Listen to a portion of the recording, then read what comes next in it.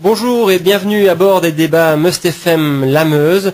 Depuis ce matin, nous parlons de la commune de Palliseul avec Béatrice Herry du journal La Meuse. Vous pouvez d'ailleurs retrouver des articles sur la commune de Palliseul aujourd'hui dans le journal, dans votre journal préféré. En studio, nous avons Jean-Marc Lambert de la liste Autrement, Marc Jacquemin de la liste Action et Jean-Paul Annard de la liste Pour vous. Après avoir parlé de l'économie et de la qualité de la vie, on parle maintenant culture et enseignement, Béatrice. Oui, surtout de culture dans un premier temps, avec un chouette projet quelque part qui a été de racheter la gare de Palliseul pour peut-être en faire une bibliothèque. Tout à fait. En fin de compte, pas peut-être, je pense que c'est certain, puisque quelque part le conseil communal s'est prononcé donc à ce sujet-là. Donc nous bénéficions pour cela de 75% de subsides pour les aménagements, ainsi des subsides pour la bibliothécaire et les frais de fonctionnement.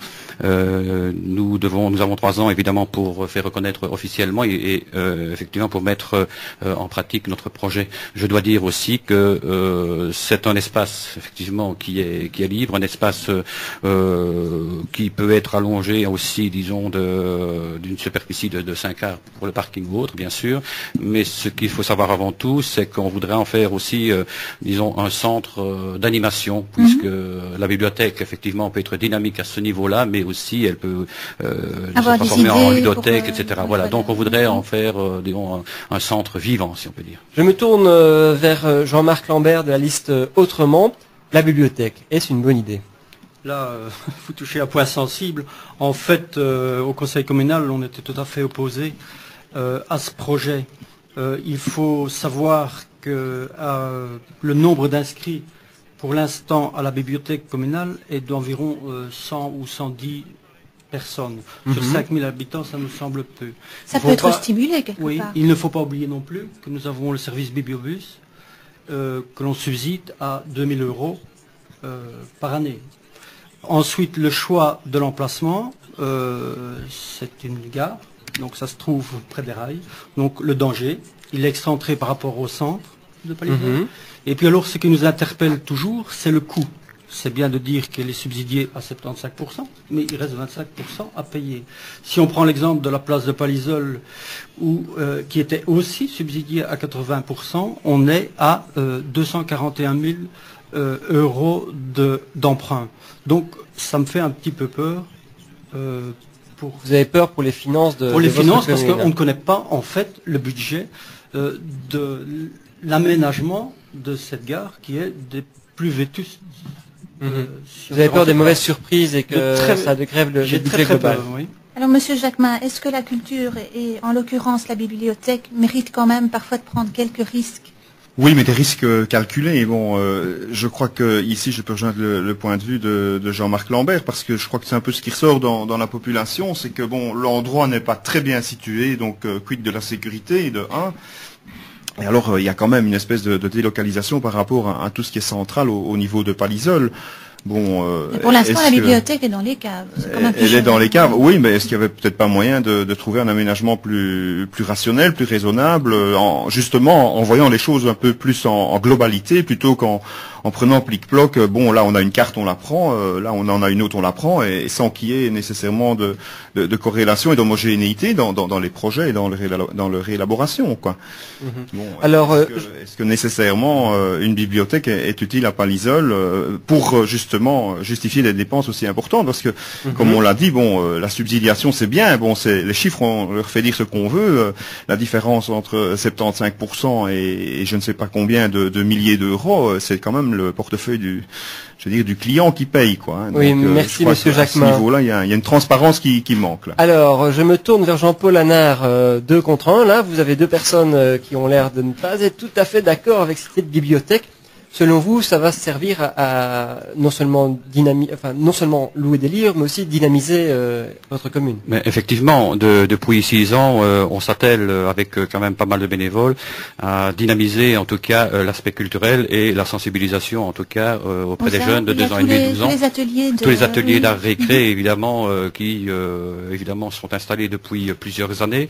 Il y a aussi toutes les activités ponctuelles. Hein, je vois Place aux enfants, je vois Je lis dans ma commune, etc.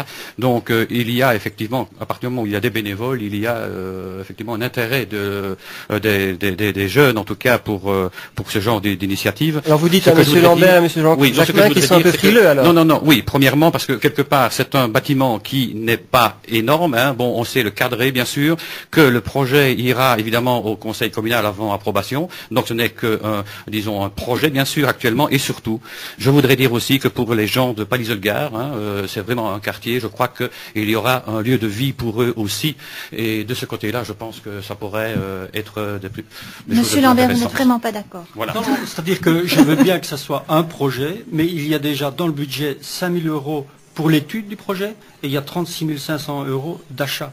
Alors, c'est peut-être qu'un projet... Qu'avez-vous comme idée pour développer la culture?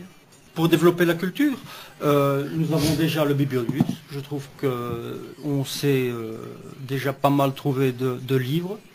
Et ce que j'aimerais demander à la population, est-ce qu'elle est demanderesse de ce projet? Voilà, gouverner, n'est-ce pas un petit peu prévoir aussi?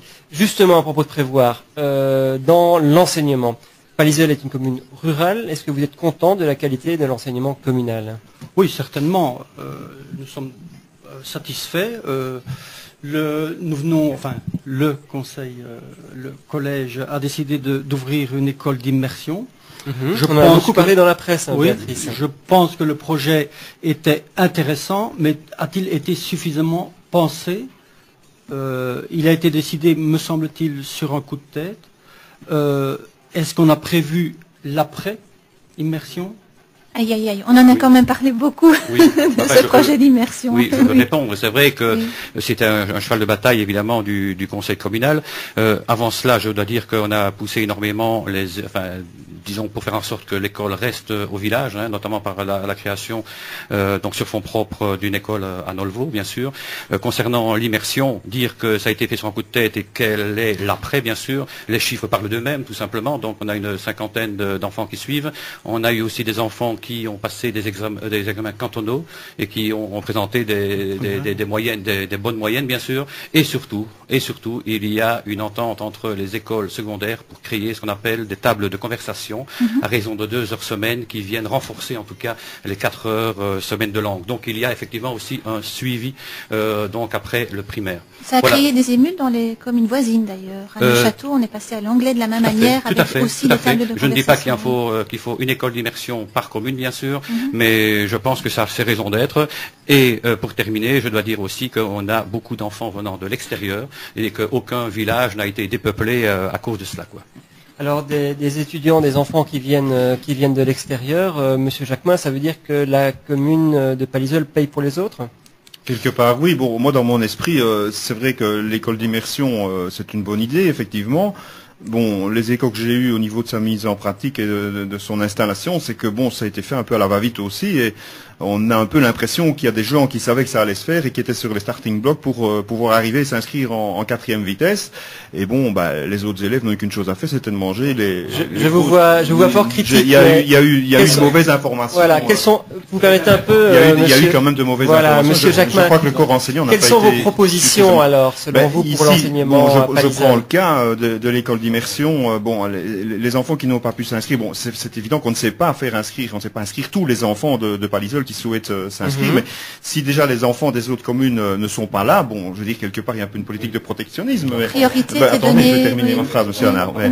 Et alors, bon, je crois que tout le monde a un peu le droit aussi à l'enseignement à ce niveau-là. Bon, et les enfants qui souhaitent faire des langues, ils sont obligés d'aller à l'école après les heures et de payer 2 € par. Oui, monsieur Hanard, lors de la soirée d'information, c'était les habitants de Palliseul qui étaient invités. Oui, tout à fait. Les enseignants ont été. J'ai rencontré tous les enseignants une semaine auparavant. Nous avons eu une séance d'information. Il y avait une centaine de personnes, effectivement, et tout le monde a pu s'inscrire.